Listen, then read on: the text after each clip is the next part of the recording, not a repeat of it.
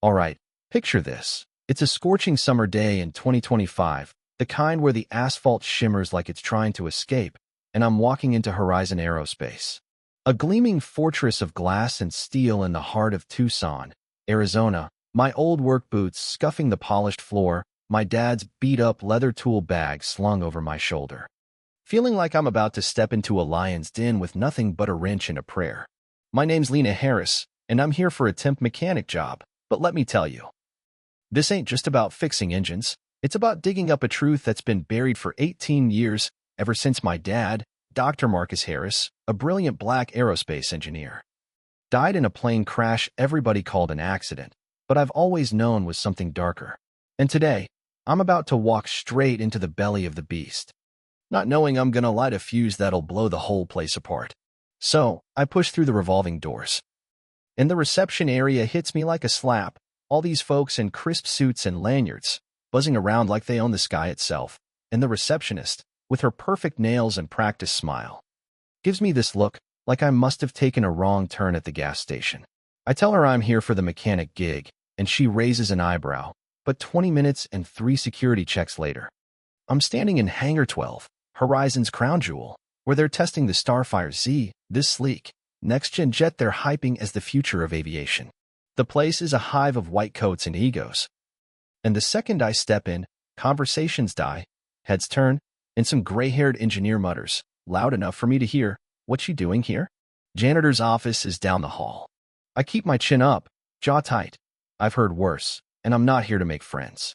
At the center of it all is Victor Langston, Horizon's CEO, strutting like a peacock in a 3-piece suit. Silver cufflinks flashing as he pitches to a gaggle of investors and Air Force bigwigs. "Gentlemen, the Starfire Z is a game-changer," he's saying, all smooth and smug. 30% more thrust. 20% less fuel. We're rewriting the rules of flight. But then, chaos. Warning lights flash, technicians scramble, and the Starfire's engine coughs like it's got a bad cold. The investors start whispering, Victor's smile tightens, and the lead engineer, this grumpy guy named Carl Vaughn, barks, "Systems not responding, auxiliary powers failing." Victor's face is turning red, and he's hissing at his team to fix it now, because millions are on the line.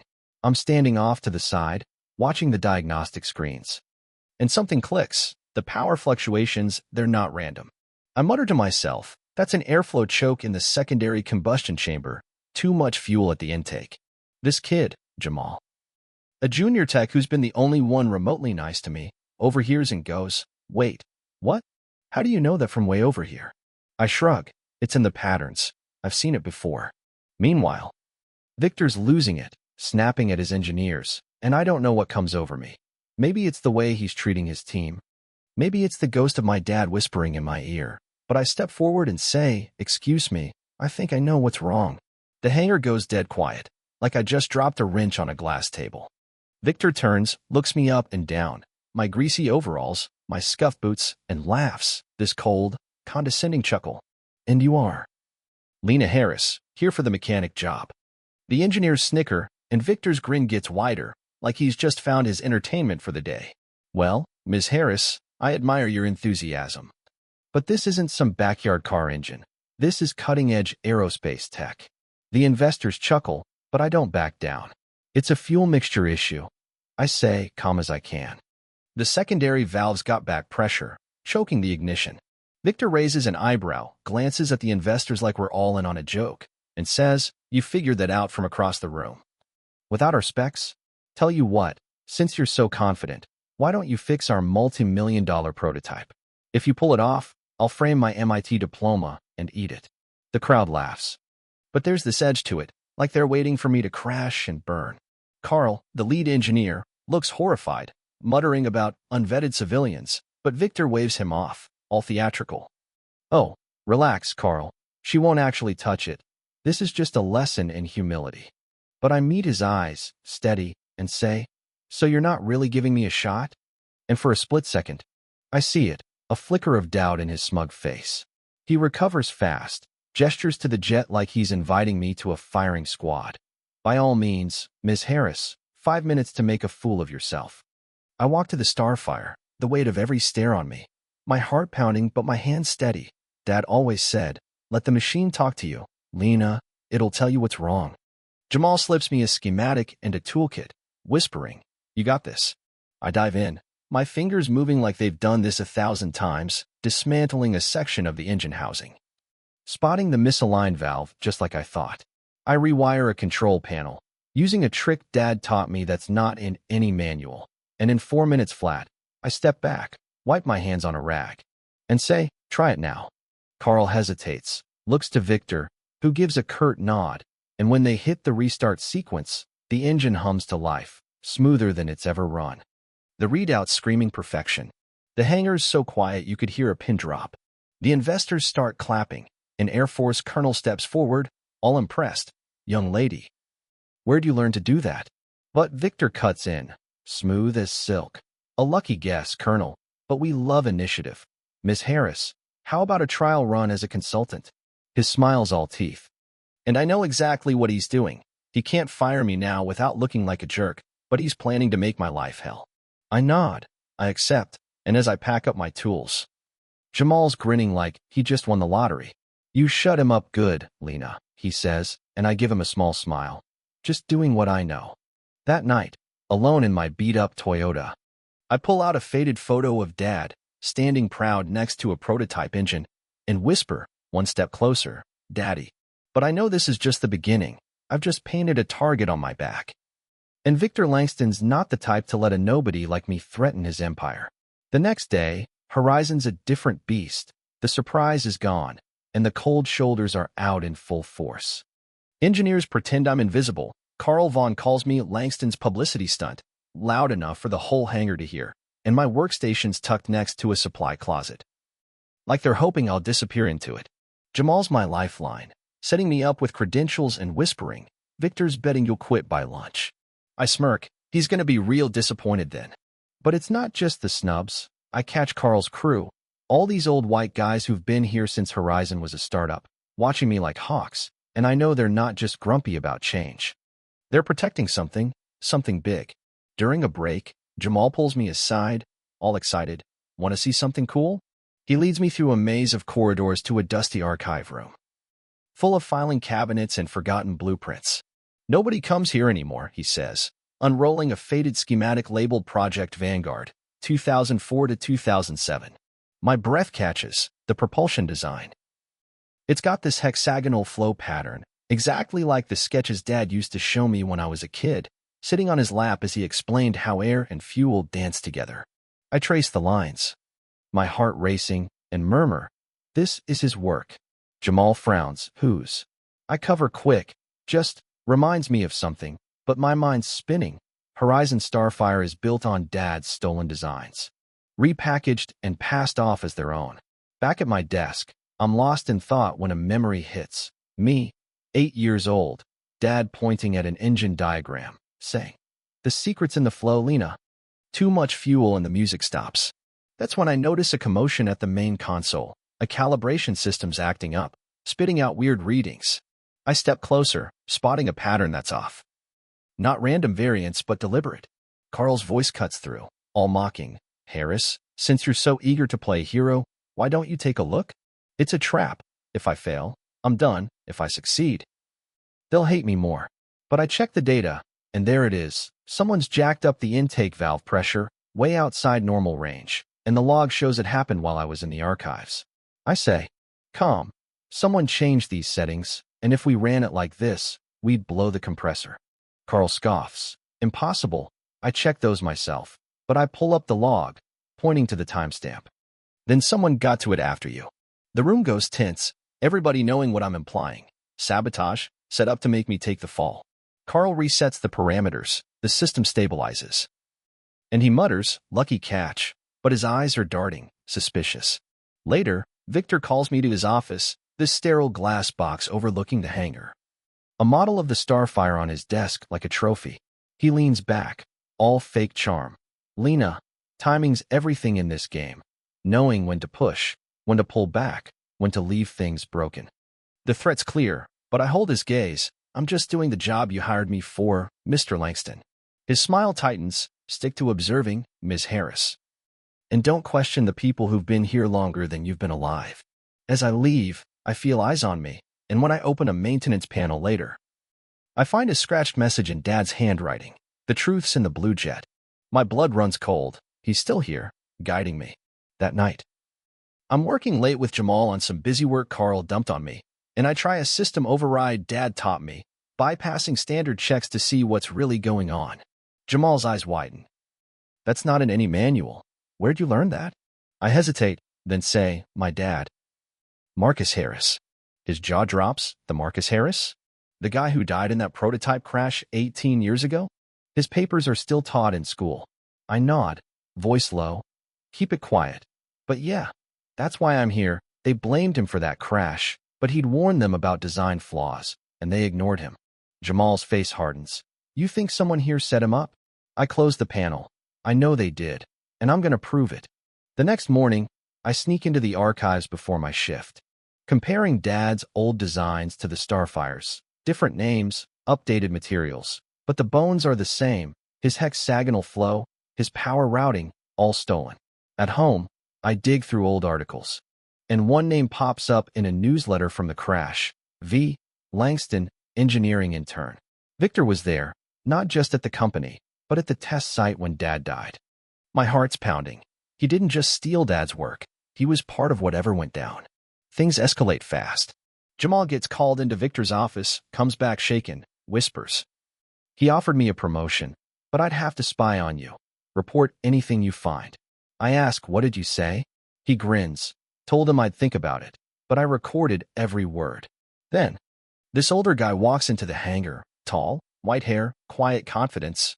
Carl greets him like royalty. Jamal leans in. That's Amos Reed, one of Horizon's founders, retired years ago. Amos locks eyes with me, and later, at lunch, he's waiting by the exit. You're Marcus's daughter, he says, not a question. I nod, wary, and he gestures outside. In the courtyard, he talks low. I was there the day he died, heard the explosion. Your dad warned them about changes to his design. They'd cut a safety override, called it redundant. He fought it, but management overruled him. I press, who gave the order? Amos shakes his head. No one claimed it, and everyone involved vanished or forgot. Get out, Lena, before they do to you what they did to him. That evening, a storm's rolling in, and I'm in the parking lot when a black SUV pulls up. Victor, looking less polished than usual.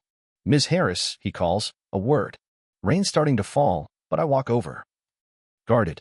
I hear Amos Reed's been spinning tales, he says. He's old, unreliable, loves his conspiracies. I tilt my head, didn't mention any stories. His eyes flicker, then he drops the act. I know who you are, Lena.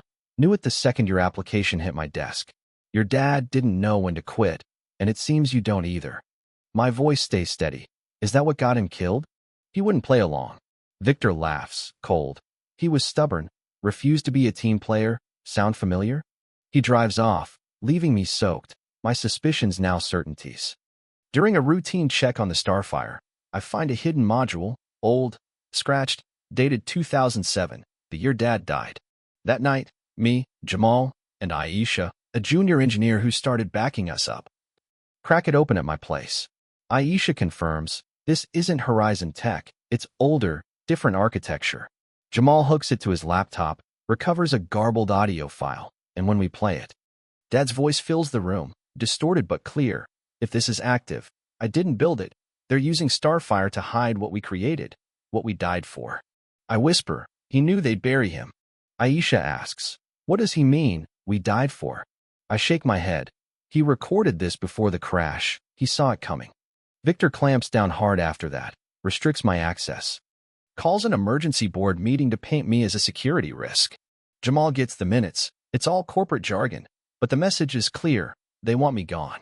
Then, during a Starfire test flight, the main power grid fails at 12,000 feet. The pilot, Mike Torres, reporting, thrust dropping, control sluggish. The control room's a mess. Victor's yelling about redundancies, but I push through. Grab the comm, Mike. There's a manual override under the right console. Black switch, red guard. Victor snaps, what the hell are you talking about? But Mike finds it, flips it, and the system stabilizes, saving the jet. Victor grabs my arm, hissing, you tampered with my aircraft? I pull free. I saved your pilot and your prototype. Someone sabotaged that power system. Just like they did to my dad's 18 years ago. His eyes narrow. Prove it. And I say, I will. They suspend me, security escorts me out, but Mike calls that night, voice low. Whatever you did saved my life. Lena. But they told me to shut up about it. Said it's confidential. I'm not done, though. I call Jamal and Aisha. Tell them we're building Dad's original design. A small-scale version to prove it works safely. We sneak into an old workshop near the archives, using borrowed parts and reprogrammed gear. Meanwhile, I'm compiling evidence, design similarities, removed safety protocols, a timeline tying Victor's rise to Dad's death. One night, Jamal catches Carl trying to hack my workstation. Carl's rattled, admits. Victor sent me. He wants to know what you've got on him. Jamal pushes. Evidence of what? Carl's voice breaks. The stolen designs, the safety cuts. I signed off on them 18 years ago. Thought they were fine. When Marcus died, I knew I'd screwed up, but Victor's got dirt on me, says I'll go to prison. It's a crack in the armor, but not enough. The board's about to fire me when Jamal bursts in, plays his recording of Victor's bribe, and I lay out everything. The black box log from Dad's crash, showing the exact failure he'd warned about. Emails from a whistleblower, Claire Evans, who ran security back then, proving Victor pushed the test despite Dad's objections, and Dad's notebook, handed over by Amos, with a signed statement saying he knew he'd die if the safety override was cut. The board stunned, investors watching the live stream blow up their phones, and Victor screaming about lawsuits. But they vote to suspend him, not me. Victor bolts, liquidates crypto, jets to Singapore, but he's dragged back for trial. The courtroom's a circus, Carl testifying, broken. Admitting Victor ordered the override cut to impress investors. Then we play a tape Dad made, arguing with a young Victor. You're asking me to remove a critical system, Preston. It's reckless. Victor sneers. You're paranoid. Marcus. That's why I'm management, and you're not. The jury's faces say it all. Guilty, 35 years. Horizons reborn as Harris Aerospace, with Dr. Elaine Carter. Dad's old classmate, as CEO. I'm back, leading the redesign of the Starfire into the Marcus one. Every safety system Dad dreamed of intact. On what would have been his 60th birthday, I shock everyone. Climbing into the cockpit myself. I'm flying it. I say, no one knows this plane like me. Jamal, who's leaving for a drone project in crisis zones, hugs me tight. Fly safe, Lena. The Marcus one soars, perfect, a tribute to Dad's genius. And when I land, a little girl, Maya, runs up, clutching a notebook of plain sketches. Was it scary? She asks. I kneel. Not scary, Maya. Exciting. The sky's for dreamers like you. I give her a pin, Harris Future Flyer, and tell her, never let anyone dim your spark. A year later, we launched the Marcus Harris Fellowship. Funding STEM for kids who look like me, who've been told they don't belong. I turned down a corner office to run a mentorship program, teaching young engineers to see the world like Dad taught me. One day, a package arrives, a letter from Dad, written 3 days before he died. I build because you're watching, Lena, he wrote. Someday you'll build too. Don't let anyone stop you. I hold the enclosed photo, me at 11, in a Cessna cockpit, both of us grinning, and I know this was never just about justice. It was about carrying his torch. Building a future where brilliance doesn't get buried because of who you are. As I sketch a new shuttle design, pushing Dad's ideas to the stars, I think about that little girl, Maya, and all the kids like her. The Marcus one gleams outside, a symbol of truth winning out. But I wonder, what would you risk to reclaim what's yours? To stand up when everyone's telling you to sit down? Hit that like button, drop a comment. Tell me, have you ever fought for something you knew was right, even when the odds were stacked against you? Share your story, because out here, we're all dreamers, and the sky's waiting.